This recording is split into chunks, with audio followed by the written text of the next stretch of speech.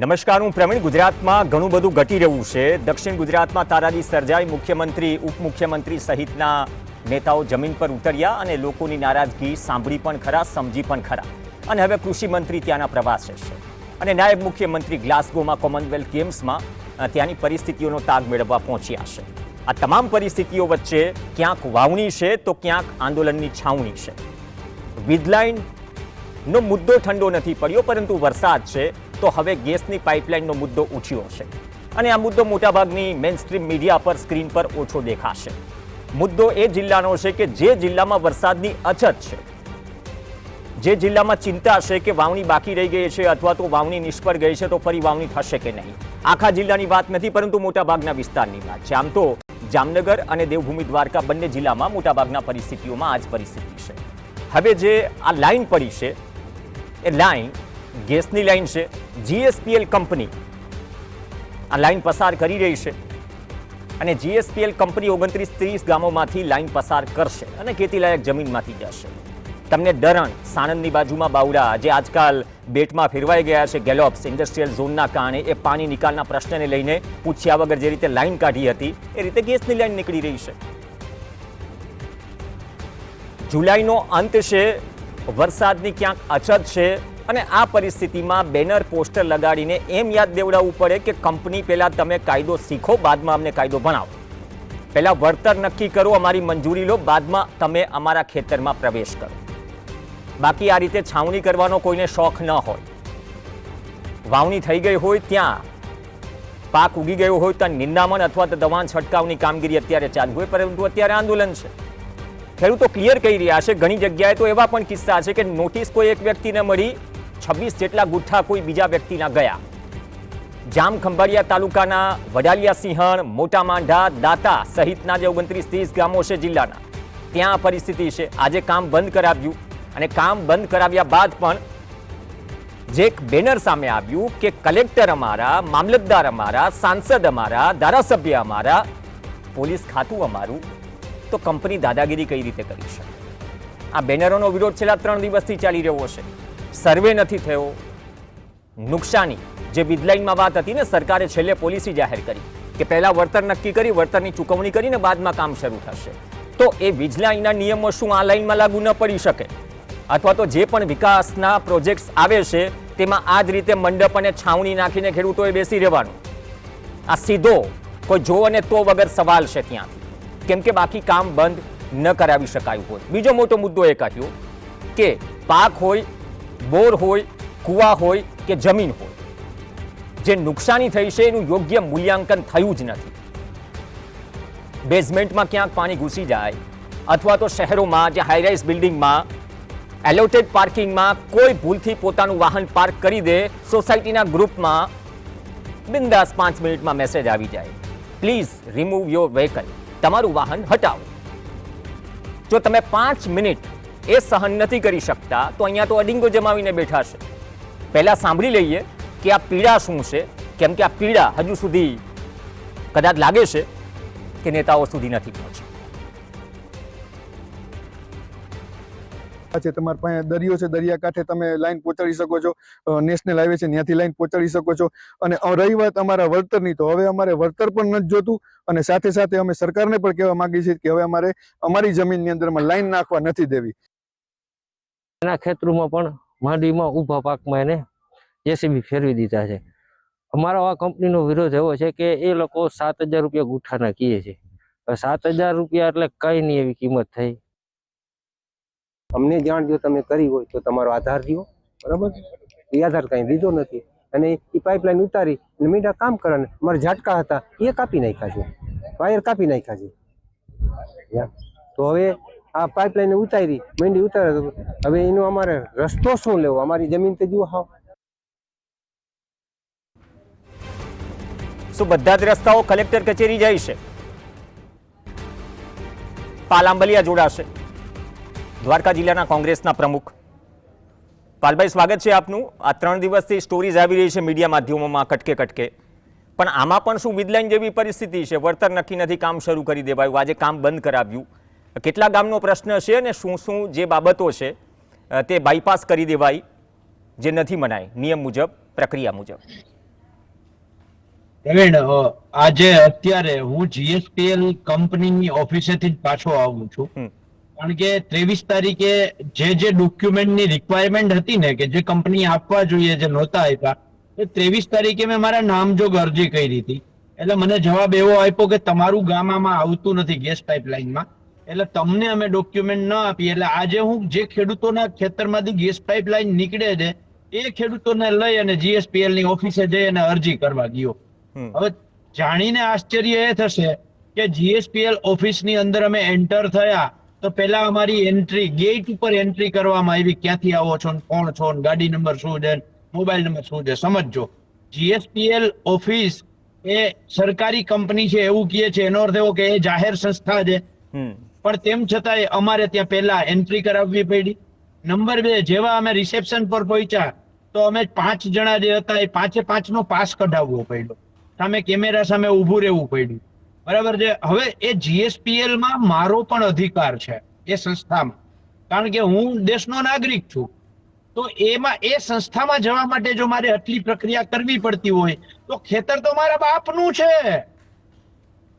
તો ખેતરમાં ઘૂસતા પહેલા જે પીએમપી એક્ટ છે, પીએમપી એક્ટ 1962, પાણી અને ગેસની પાઇપલાઇનનો કાયદો 2000 અને જમીન સંપાદનનો કાયદો 2013, આમાં બહુ સ્પષ્ટ કહ્યું છે કે જ્યાં સુધી ખેડૂતને કેટલું વળતર મળવા પાત્ર છે એનો એવોર્ડ ન થાય ત્યાં સુધી ખેડૂતના ખેતરમાં જવાય નહીં. પણ તેમ છતાંય જે એના જાહેરનામા 3.1 નું જાહેરનામું, 6.1 નું જાહેરનામું, આ જાહેરનામામાં 30% ખેડૂતો એવા છે કે જેના સર્વે નંબર છે એ જાહેરનામામાં ક્યાંય ઉલ્લેખ જ નથી, અને 30% ખેડૂતો એવા છે કે જેના સર્વે નંબરનો ઉલ્લેખ છે પણ એના ખેતરમાં આ ગેસ પાઇપલાઇન નીકળતી જ નથી. અચ્છા. એટલે 3.1, 6.1 નું જાહેરનામું ખોટું છે. પર્યાવરણની જે એને મંજૂરીઓ લેવી જોઈએ મંજૂરીઓ અમે માંગીએ છીએ, આપતા નથી. જાહેર જન સુનાવણી કરવી જોઈએ, જાહેર સુનાવણી ક્યારે કરી અમને આખા જિલ્લામાં કોઈને ખબર નથી. નંબર 4, કોઈ પણ ખેડૂતના ખેતરમાં તમે પ્રવેશ કરો, બરાબર, જે 3.1 ની જે વાત કરે છે કંપની વાળા, 3.1 ના જાહેરનામાથી એને ખેતરમાં પ્રવેશવાની સત્તા મળે છે, એમાં ના નહીં. પણ શેના માટે? કે અમારા ખેતરની અંદર જે માલ મિલકત છે, પાક છે, જમીનનું નુકસાન છે, એનો પંચક્યાસ કરવા માટે એને મંજૂરી મળે છે. અમારા ખેતરમાં જેસીબી ચલાવવા માટે એને મંજૂરી નથી મળતી.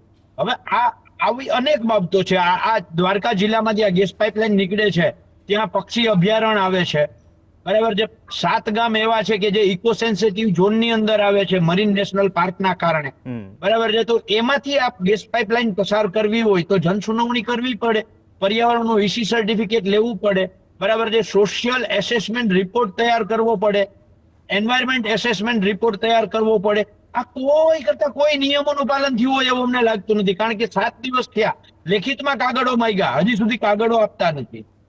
આ ઉપરથી પ્રવીણ મને એવું લાગે છે, આ વીજ લાઈન અને ગેસ લાઈન બંને ઉપરથી, કે અમે ખેડૂતોને છે ને આ કાયદાઓના જ્ઞાન માટે સેમિનાર કરીએ છીએ ને એની જગ્યાએ આ અધિકારીઓ માટે, કલેક્ટર છે, મામલતદાર છે, પ્રાંત અધિકારી છે, આ લેવલના અધિકારીઓને પણ મને એવું લાગે છે કે આ કાયદા માટેના સેમિનારો સરકાર ના કરાવે તો અમારે કરાવવા પડશે. અરે સાહેબ, કાયદાનું ભણીને તો આવે છે. નોર્મલી એક પીએસઆઈ બને તો પણ કાયદાનું જ્ઞાન હોય છે. બીઆરએસ કે પેલા આઈપીસી હતી તો એ બધું તો ભણીને આવે છે. અધિકારીઓએ નિયમના અંતર્ગત પાલન કરાવવાનું હોય છે, તો એમને સેમિનારની ક્યાં જરૂર છે જો આજ બધું બાયપાસ થઈ રહ્યું હોય? પ્રવીણ, એટલા માટે અમે આજ સુધી એવું માનતા હતા કે સરકાર છે ને એના 2 કામો છે. એક જનહિત માટેના કાયદાઓ બનાવવા, અને બીજું એ બનાવેલા કાયદાનો અમલીકરણ કરાવવાનું, બરાબર છે. અને અમલીકરણનું કામ છે એ જિલ્લા કક્ષાએ કલેક્ટર છે, એસપી છે, આરએસી છે, પ્રાંત અધિકારી છે, એસડીએમ છે, આ લોકોનું કામ છે, બરાબર છે. એ લોકો પાસે તમે રજૂઆત કરીને થાય કે સાહેબ આ લોકો આટલા નિયમોનો ભંગ કરે છે, જો ભંગ ના કરતા હોય તો એટલા ડોક્યુમેન્ટ અમને અપાવડાવો. નથી ડોક્યુમેન્ટ આપતા અને તેમ છતાંય પોલીસ પ્રોટેક્શન આપવામાં આવે છે. અને અત્યારે આજે તમે પાછળ છાવણી દેખાડો છો ને, ખેડૂતો જે બેઠા છે ને, બરાબર છે પ્રવીણ, એ મોટા માંડા ગામનો 87 નંબરનો સર્વે નંબર છે, બરાબર છે. 87 નંબરના સર્વે નંબરમાં આજની તારીખમાં, બરાબર છે, જાહેરનામામાં ક્યાંય કરતા ક્યાંય આવ્યું નથી એ નંબર, એ ખેડૂતને નોટિસ આપવામાં આવી નથી. તો ત્યારે સવાલ એ થાય છે કે કલેક્ટર અને એસપી આ ખેતરની અંદર પોલીસ પ્રોટેક્શન કેવી રીતે આપ્યું? તમારા જિલ્લામાં તો બરાબર છે, વીજલાઇનમાં કલેક્ટરના હુકમ વગર કામગીરી થાય, ખેડૂતની અટકાયત પણ થઈ છે. એ તમારો જ જિલ્લો હતો, એટલે એ વસ્તુનું અનુકરણ થઈ રહ્યું છે કે શું? આરટીઆઈમાં તો એમાં પણ પ્રવીણ, કહેવામાં એ- આવ્યું હતું કે ક્યાં કલેક્ટરે હુકમ કર્યો છે, પ્રાઇવેટ ગાડીમાં પ્રવીણ ડિટેન થયા. પ્રવીણ, વીજ લાઈનોના કેસમાં એક જગ્યાએ નહીં 5 જગ્યાએ આરટીઆઈમાં એવી માહિતી મળી છે કે જે ખેડૂતના ખેતરમાં કોઈ નોટિસ નથી, કલેક્ટરનો કોઈ હુકમ નથી, તેમ છતાંય ત્યાં પોલીસ પ્રોટેક્શન આપી દેવાયું છે. બરાબર છે. એવી જ રીતે આમાં ક્યાંક ને ક્યાંક થયું. એટલા માટે તો મેં કહ્યું કે હવે એવું લાગે છે કે ખેડૂતોની હારે હારે ક્યાંક ને ક્યાંક આ અધિકારીઓ માટે સેમિનાર કરવાની જરૂર છે કે સાહેબ આ કાયદાઓ છે, આ કાયદાઓનો અમલ તમારે કરાવવા માટે અહીંયા તમને બેસાડ્યા છે, પણ એ ક્યાંક ને ક્યાંક નથી થતું. એટલે ખેડૂતોએ પોતાના ખેતરમાં ઊભી મગફળીમાં, જે ખેડૂત છે ને પ્રવીણ, આ શહેરમાં બેઠા લોકોને ખબર નહીં હોય, જે ખેડૂત પોતાની મગફળી મહિના 1.5 મહિનાની થાય ને એની અંદર પોતાના બાળકને, છોકરાઓને અંદર આંટો મારવા જવા નથી દેતા. બરાબર છે. કારણ કે ટોરાઈ જાય, આવો શબ્દ છે ટોરાઈ જાય. કે ટોરાઈ જાય. બરાબર છે. એટલા માટે ન જવા દે. એની જગ્યાએ અત્યારે એક ખેડૂત છાવણી નાખી અને આખા જિલ્લાના ખેડૂતોને સાથે બેસાડે છે કે મગફળી ખરાબ થઈ તો ભલે થઈ, પણ મારું ખેતર છે એમાંથી જો ગેસ પાઇપલાઇન નીકળીને તો મારું આજીવન સર્વસ્વ ખોવાઈ જાય. અને સૌથી મોટી વાત પ્રવીણ એક મારે કહેવાની રહી ગઈ છે, દ્વારકા જિલ્લામાંથી જ્યાંથી આ ગેસ પાઇપલાઇન નીકળે છે ને એમાંથી 3 ગામ એવા આવે છે કે જ્યાં બોક્સાઇટ ગ્રસ્ત વિસ્તાર છે અને ખૂબ કિંમતી ખનિજ છે બોક્સાઇટ. હવે જે ખેડૂતના ખેતરમાંથી આ ગેસ પાઇપલાઇન નીકળશે, એ ખેડૂતે માની લ્યો કે બોક્સાઇટ નીકળતી હોય ને એના માટે એને લીઝ મૂકવી હોય ને તો એ ભવિષ્યમાં લીઝ નહીં મૂકી શકે. અને એ બોક્સાઇટ પ્રવીણ અમારે ત્યાં એવું છે, અમુક જે લો ફેરિક બોક્સાઇટ નીકળે છે ને ત્યાં 1 વીઘામાંથી 100 કરોડની બોક્સાઇટ નીકળે છે. હા, તો એ તો હવે આંકલન એવા કરવા જાય ખેતરમાં તો જો અને આ આખી ગેસ લાઈનનો પાઇપલાઇન ખર્ચો નીકળી નીકળી ગઈ તો જાય. કોઈથી લીઝ જ બાકી નથી થવાની. જે નુકસાનીના આંકલનની વાત છે, આમાં તો કદાચ બહુ પરિસ્થિતિ ગંભીર થઈ ગઈ. એ નુકસાનીનું આંકલન, જે વીજલાઇનમાં જે જમીનનું, બાકીની જમીનનું અવમૂલ્યન થાય છે, આને અવમૂલ્યને જ ગણી લેવાનું ને, કેમ કે તમે ખોદી ન શકો. 100%. તો એનો કોઈ રસ્તો નીકળશે અથવા એવી કોઈ ચર્ચા થઈ છે, કોઈ કમ્યુનિકેશન થયું છે? પ્રવીણ, અત્યારે જ્યાં જીએસપીએલ ના અધિકારી નીતિન કુમાર કરીને છે કોઈ, બરાબર છે, એ તો કોઈની વાત જ સાંભળવા તૈયાર નથી. એ એનો જ કક્કો ગાયા રાખે છે. એ કોઈની વાત જ સાંભળવા તૈયાર નથી. હું 23 તારીખે જીએસપીએલ માં આવ્યો હતો અને 23 તારીખે જીએસપીએલ ના 8 અધિકારીઓ સાથે 2.5 કલાક મેં ચર્ચા કરી કાયદાથી, નિયમોથી, કે સાહેબ આટલા નિયમો ક્યાંક ને ક્યાંક આપણે ભંગ કરીએ છીએ. ભંગ ના કરતા હો તો મને આ લેખિતમાં હું કાગળ માંગુ છું, મને આપો. બરાબર છે. એ આજે 23 તારીખના આજે 30 તારીખ થઈ છે. આજે ફરીથી મેં જઈને ઉઘરાણી કરી કે મને આ 23 તારીખ વાળા મારા કાગળિયા આપો. એમની પાસે કાગળિયા આજની તારીખમાં 7 દિવસ પછી પણ નથી. માનનીય ધારાસભ્ય શ્રી જિજ્ઞેશભાઈ મેવાણીએ પણ આ જ કાગળિયા માંગ્યા છે. વિરોધ પક્ષના નેતા તુષારભાઈ ચૌધરીએ પણ આ જ કાગળિયા માંગ્યા છે. નથી વિરોધ પક્ષના નેતાને કાગળ આપવામાં આવતો, નથી માનનીય ધારાસભ્ય શ્રીને કાગળ આપવામાં આવતા, કે નથી મને કાગળ આપવામાં આવતા. બરાબર છે. એટલે આમાં સામાન્ય ખેડૂતોને કેવી રીતે જવાબ કે કાગળ મળે પ્રવીણભાઈ? ઓકે, થોડો સમયનો અભાવ છે, પણ મુદ્દો એ છે કે નિયમો બાયપાસ કરીને જો આ કામ થઈ રહ્યું, અથવા તો જો આજે સર્વે નંબરની વાત કરે છે, જાહેરનામામાં એ સર્વે નંબર ન હોય છતાં પાઇપલાઇનો પડી છે, તો આ ગેરકાયદેસર નથી શું? આ એ જિલ્લો છે, ઘણા બધા વિસ્તારોમાં વરસાદની અછત છે અને વાવણી ટાઈમે અથવા તો ખરીફ સિઝનમાં આ રીતે ગાદલા લગાવીને છાવણી કરવાની, શું ખેડૂતો એ જ કરવાનું છે? કૃષિ મંત્રી ઠીક છે દક્ષિણ ગુજરાતમાં છે, નુકસાનીનું મૂલ્યાંકન કરે, ત્યાંથી કદાચ એક રાઉન્ડ પૂર્ણ થાય તો વરસાદ પછી થોડો દ્વારકા બાજુ પણ આંટો મારે, કદાચ એવી જ અપેક્ષા 29-30 ગામના ખેડૂતો રાખી રહ્યા હશે. અપેક્ષા રાખીએ, પ્રક્રિયાથી બધું આગળ વધે. અને તમે જે કહી રહ્યા છો કે વીજલાઇન જેવી નોબત આમાં ન આવે, કેમ કે વીજલાઇનમાં પણ 10 મહિને સરકારને બ્રહ્મજ્ઞાન થયું, પ્રેસ કોન્ફરન્સ થઈ, બાદમાં જાહેરાત કરી.